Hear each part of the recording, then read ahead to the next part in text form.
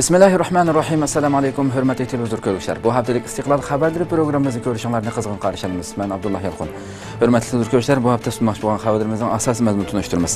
Xitoy Sharq Turkistonda 21 xil yangi qo'ra sinab qildi mavzuli xabarimiz bo'ldi. Shundaq bu manevr 5 kun elib berilgan bo'lib, Xotan, Qashqar va Aqsu qatorliq 3 viloyatda bir vaqtda elib berilgan ishg'olchi askarlardan 3000 dan ko'proq askar qatnashgan. Shunday qilib, muhojiratdagi Uyg'urlar Xitoyning chet el qonunlarini suiiste'mol qilganligini qattiq aybladi mavzuli xabarimiz bo'ldi. Xitoy doiralari yaqinda ayollarning o'rni olishini cheklash bu ijroatini bir qancha davlatlardagi ijroatlarni dalil keltirish bilan oqlamoqchi bo'ldi. Ammo Xitoy bu soxtaligi bilan yana yuzini to'kib oldi. Shunday yana Turkiyada arqa-arqadan terrorlik hujumi yuz berdi mavzuli xabarimiz bo'ldi. Bir hafta ichida Turkiyaning o'xshash bo'lmagan 4 viloyatida portlatish hujumi yuz berib, ko'p sonda odam hayotidan ayrildi. Bu va bundan boshqa xabarlarimiz iqtimod bo'ldi. Diqqatinglar ekranimizda bo'lsin.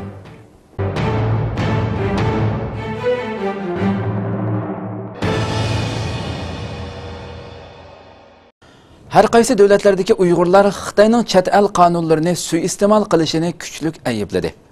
Xitoy ishg'olchilari o'zining Sharq Turkistonda yo'l qo'ygan chekidan oshgan diniy cheklamalarini chet el qonunlarini suiiste'mol qilish orqali oqlashga urindi.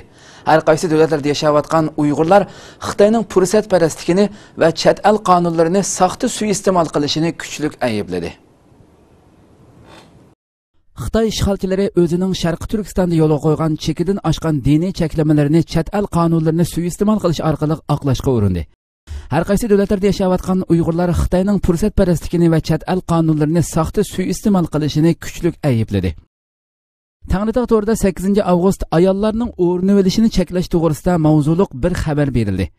Xabarda Xitoy chet ellardami bu xil belgilamalarning borligini, faqat o'zining bu xil cheklamalarni yurgizmaganligini oqlashga uringan.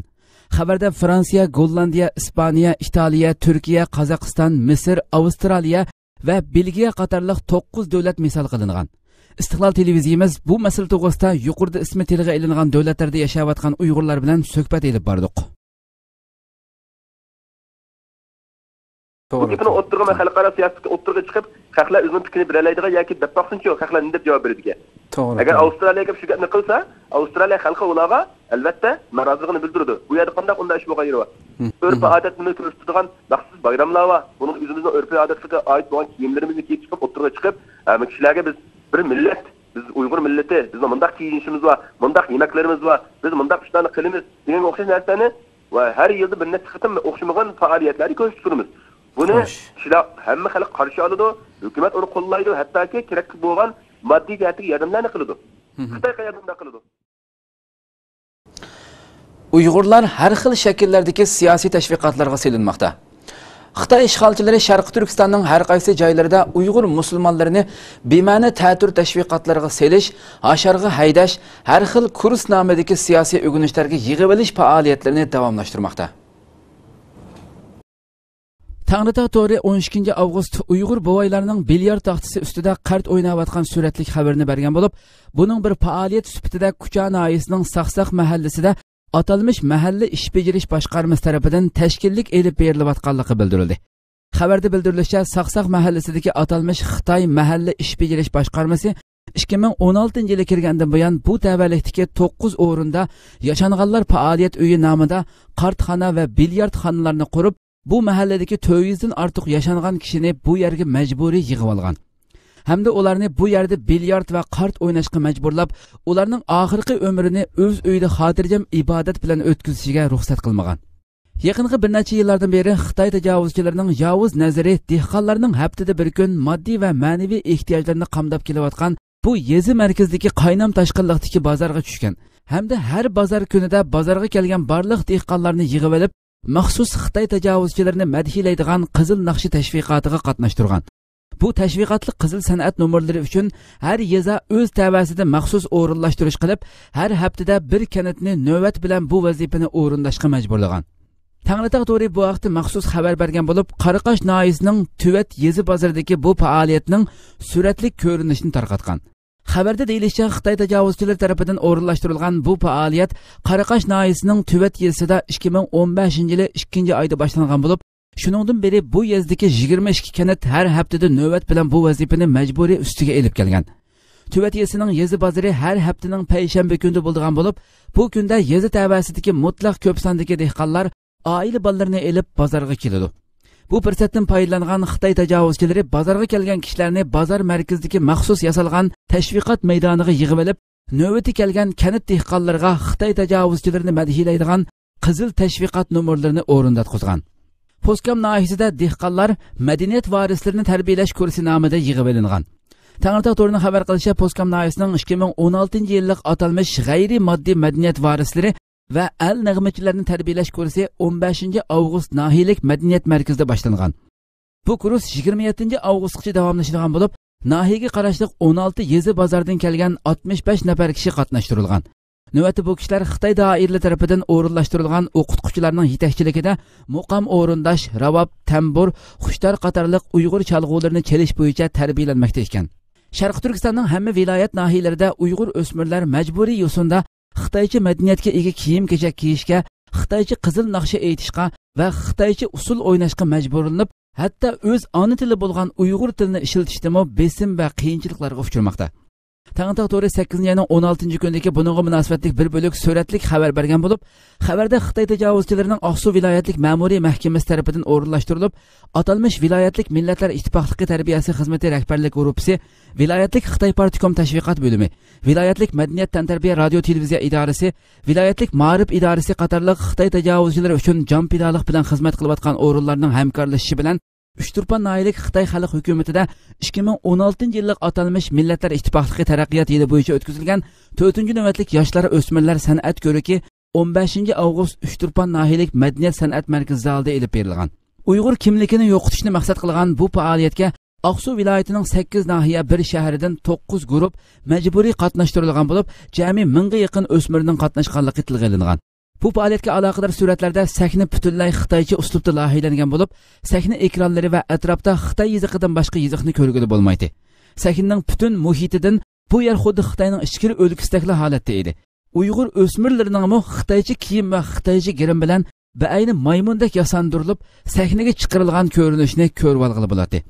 Bu ko'rinishlardan Sharq Turkistonda Xitoy tajovuzchilarining Uyg'urlarning kimligini yo'qotish uchun naqadar razil siyosatlarni yurgizayotganligi, Uyg'ur o'smirlarining xitoylashishi uchun qanchalik darajada majburlash xarakterdagi zulmlarning elib berilayotganligi intayin ro'shan chiqib turmoqda. Xitoy Sharq Turkistonda 21 xil yangi qurolni sinab qildi. Xitoy Sharq Turkistonda o'tkazgan 5 kunlik harbiy manevr jarayonida 21 xil yangi qurolni sinab qilganligini jar soldi. Uyg'ur kuzatuvchilar Xitoy bu orqali o'z andishisini oshkorlab qo'ydi dedi. Xitoy xalq to'rining 16-avgust xabar qilishicha, shu kuni tushdan keyin Sharq Turkistondagi Xitoy qurolli saqchi qismlari qo'mondonlik markazida xulosalash yig'ini ochilgan. Xabarda Xitoyning bu qatimqi manevrda qiyin, murakkab sharoitlarda istixborotga erishish, havodan yetkazish qatorliq 5 cho'ng masalani hal qilganligi, odamsiz aeroplan qatorliq 21 xil yangi qurolni sinab qilganligi aytilgan. Bu qatimqi atalmish terrorlikqa qarshi turish manevri Xotan, Qashqar va Oqsu 3 viloyatda birli vaqtda elib berilgan. 5 kunlik manevrga Xitoy qurolli saqchilaridan 3000 dan ortiq kishi qatnashtirilgan. Xitoyning diniy va milliy jihatdagi bostirish va cheklamalari chekidan eshib, Uyg'urlarning Xitoy ishg'olchilariga bo'lgan qarishlik harakatlari davomlashayotgan bo'lsa-mu, lekin Xitoy doiralari axborot va uchurni qattiq qamal qilib, sirtqi qarata Sharq Turkiston vaziyatini tinch qilib ko'rsatishga urinib kelmoqda. Lekin Xitoyning Sharq Turkistonda davomlashayotgan ta'tir tashviqot faoliyatlari, qattiq ijro qilinayotgan amonlik tadbirlari va yuqoridagiga o'xshash manevrlarni o'tkazishi Xitoyning Sharq Turkistonda qanchalik andisha ichida turayotganligini oshkorladi. Xitoy zo'r turkumdagi Uyg'ur o'qituvchini Xitoydagi Xinjiang sinflariga avatgan. Atalmish avtonom rayonlik millatlar ittifoqligi taraqqiyot yildagi 27 turlik cho'ng tadbirni amaliylashtirish bahonasida Xitoy o'lkalariga mulozimat qilguvchi va boshqaruvchi nomida ko'plagan Uyg'ur o'qituvchilar avatilgan. Bularning soni davomli ko'paytirilgan. Xitoyning barliq o'lka shaharlariga ta'sis qilingan atalmish Xinjiang sinfidagi Sharq Turkistonlik Uyg'ur o'quvchilarining soni 2000-yildan tortib har yili necha qatlab eshib berayotgan bo'lib, 2000-yili tunji qatim 4000 o'quvchi bo'lgan bo'lsa, 2015-yili qabul qilgan o'quvchi 9000 dan eshib ketgan. Xitoy o'lkalaridagi 94 maktabga ta'sis qilingan atalmish Xinjiang sinfidagi hozir o'qiyotgan o'quvchilarning soni Xitoy matbuotlarida bildirilishicha 40 000 atrofida ekan. atalmış Şinjan sınıfida o'qish bitirgan o'quvchilar 80 mingdan oshgan. Xitoy tajovuzchilari Xitoy o'lkalaridagi Uyg'ur o'quvchilar sonining eshishi bilan u yerdagi Xitoy o'quvchilariga yurgizilayotgan siyosat bilan Uyg'ur o'quvchilarga muomala qilganda ularning ideyasini va e'tiqodini o'zgartirishning to'limi taski to'xtayotganligini his qilib, bu masalani yanada Sharqiy Turkistondagi Uyg'urlarning qo'li bilan hal qilishni o'ylashgan.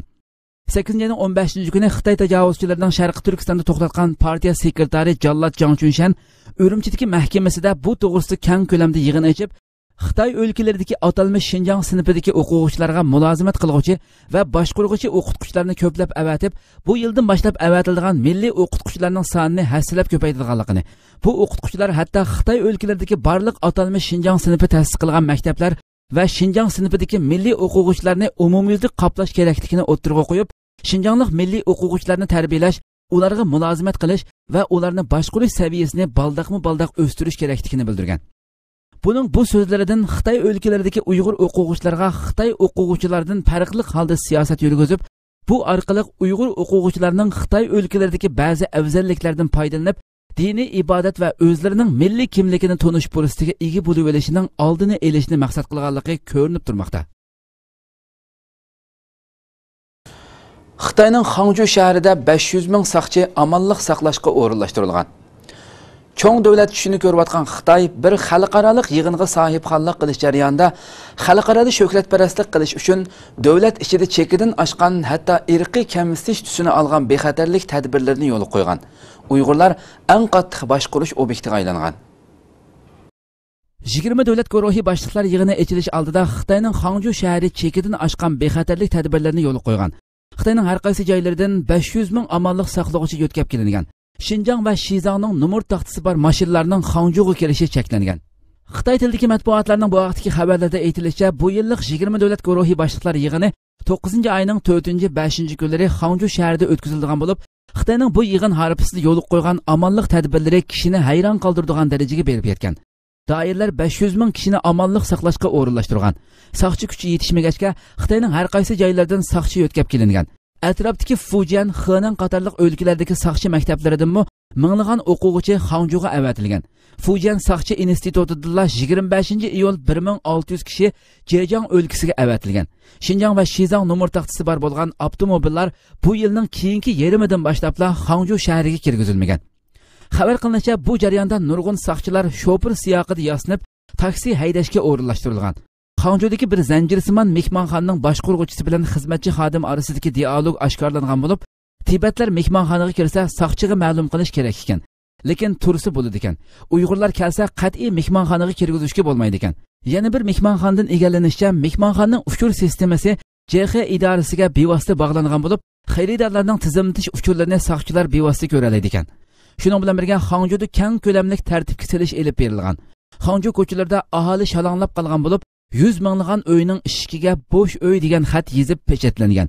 9-oyning 10-kundan burun bu pechatlarni elib etishga bo'lmaydi ekan.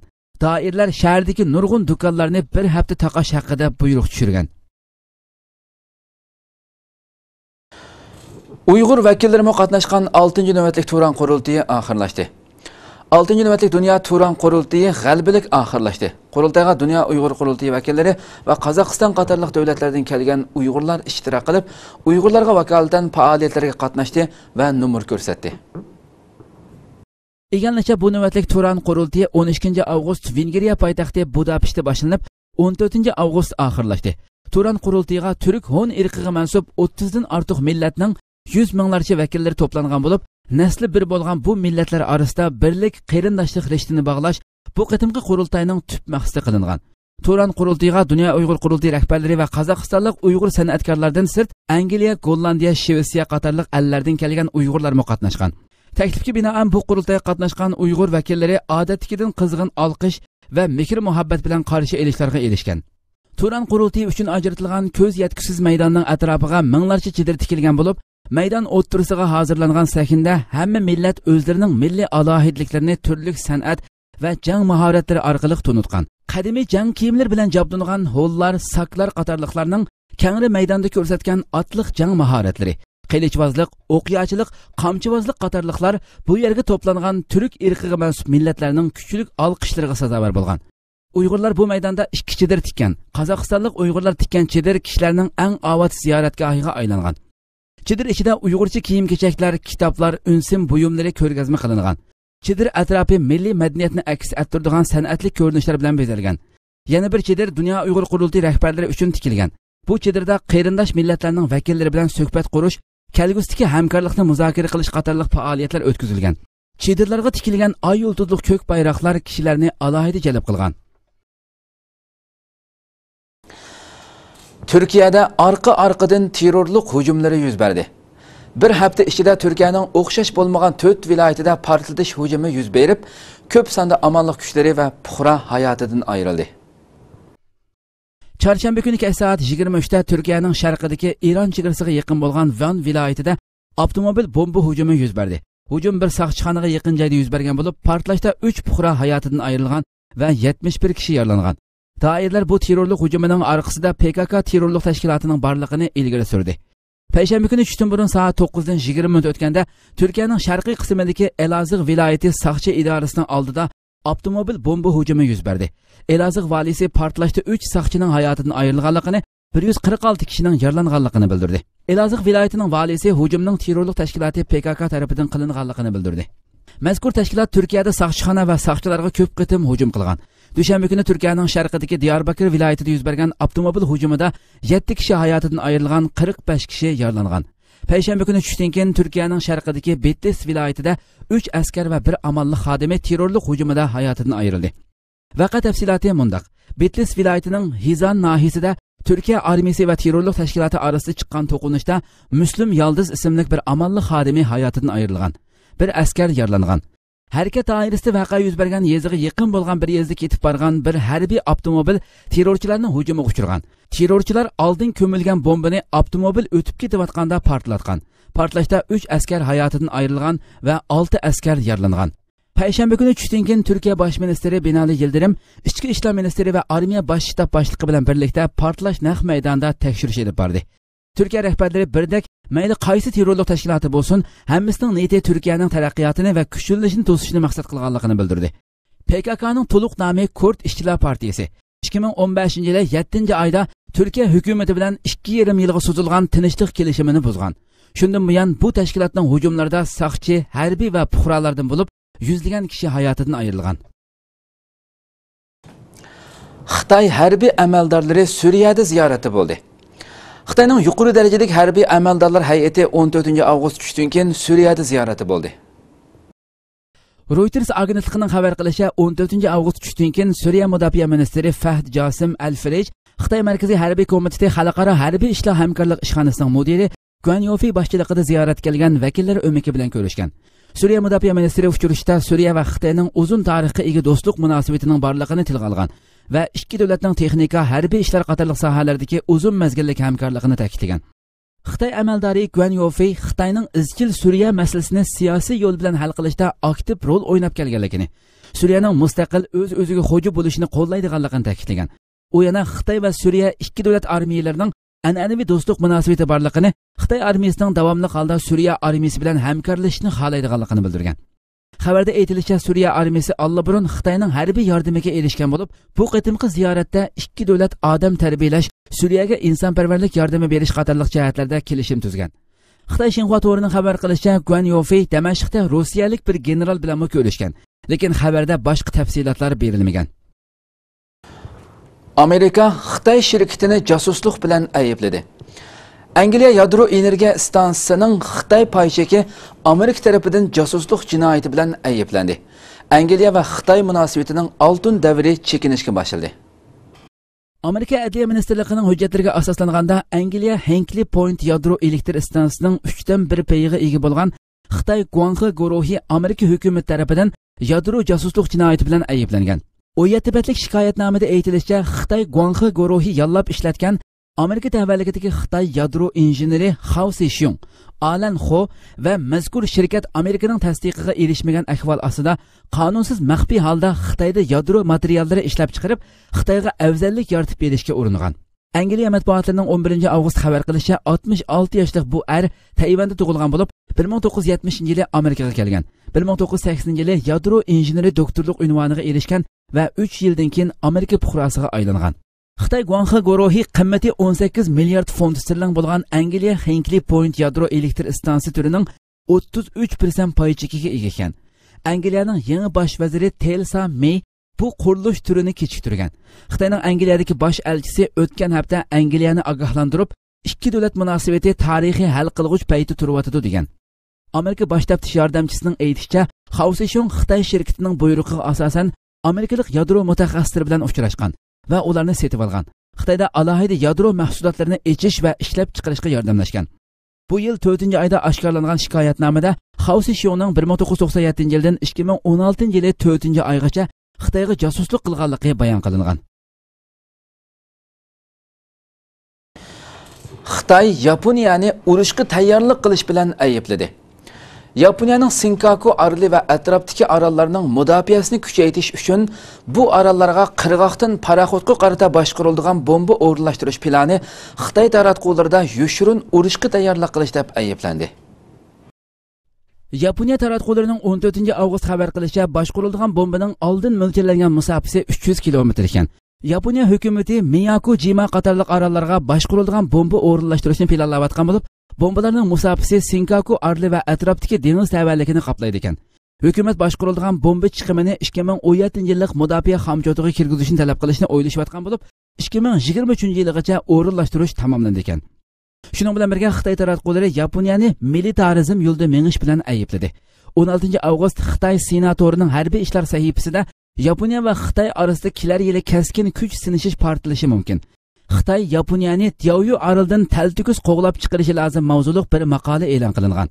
Maqolada Yaponiya hukumatining yangi militarizm yo'lida menayotganligi, buning ularning so'zlarida emas, Abe Shinzo hukumatining harakatlarida texmo ro'shan ifodalanayotganligi ilgari surilgan. Maqolada Yaponiya Amerikaning Osiyoni qayta tengpunglashtirish strategiyasiga moslashib, Xitoyni cheklaydigan faoliyatlarni kuchaytirayotganligi bayon qilingan. Oxirida Xitoy va Yaponiya orasida 2017-yili keskin kuch sinishish portlash ehtimolligi intayin cho'ng. Garchi bu kuch sinishishning harbiy to'qinish bo'lishi notayin bo'lsa-mu, lekin shuningga nihoyat yiqilishishi mumkin deyilgan.